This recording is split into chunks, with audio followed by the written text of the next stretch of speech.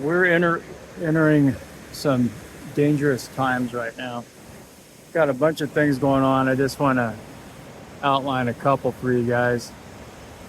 First one is Poland has advised its citizens to get out of Belarus.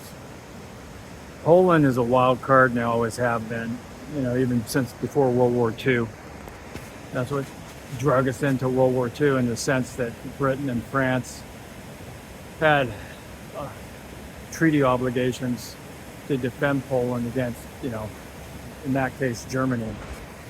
And in this case, Poland, with all due respect, they have a hard-on for Russia. They hate them. And that goes back centuries and centuries and centuries, because Poland's always in the middle of the road between Western Europe and Eastern Europe, and it's always under the control of one or the other. So that's sort of a dangerous situation. We got the budget standoff that's probably coming in the next couple of weeks, which could screw up credit and have the markets dive. You got the Epstein list that still has not been released. Thomas Massey, Congressman Ro Khanna, a Democrat, Massey, a Republican, have a joint bill that now has 218 signatures forcing a vote on the issue, but shenanigans are being played by Mike Johnson, the Speaker of the House, and the Republican leadership that stymie that. Wonder why? Who are they protecting? They protecting themselves? Are they protecting big donors? Are they protecting who I think is behind the whole thing anyways, which is Mossad in Israel? And I think the CIA obviously knew and was probably involved. You add all these things up, and you got the explosive possibilities in the Middle East, because Italy and Spain and now Turkey are sending ships and drones to escort that relief flotilla to Gaza. Israel, being Israel, they're not going to allow that. And if any of those ships are engaged, man, you could have a real spark there. There's other things going on too, but the bottom line is, if you don't think we're in the fourth turning, I got a bridge in Brooklyn to sell you, because we are, and it's just gonna keep getting more intense and accelerating. And finally, we got a real odd order from Secretary of Defense Hegseth, which I'm sure came from Trump, to recall all the generals, all the admirals, to just outside DC, to most likely Quantico, which is the only place that could house them. So this would be Navy admirals, Marine generals, Air Force generals, Army generals. I don't know if it's ever happened before in the history of the country. So they're coming back from all the various duty positions across the world. And the reasons, you got to ask why. What's coming? Is Israel going to go after Iran again? Which I know they are.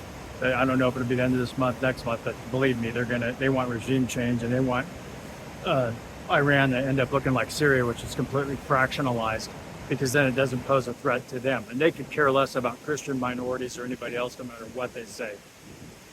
Going back to Assad, Syria, you can say what you want about the guy. He was a dictator, but you know what? He protected religious minorities. Now it's a free-for-all. Alawites and Christians are getting massacred over there by basically Al-Qaeda. That's who's in charge.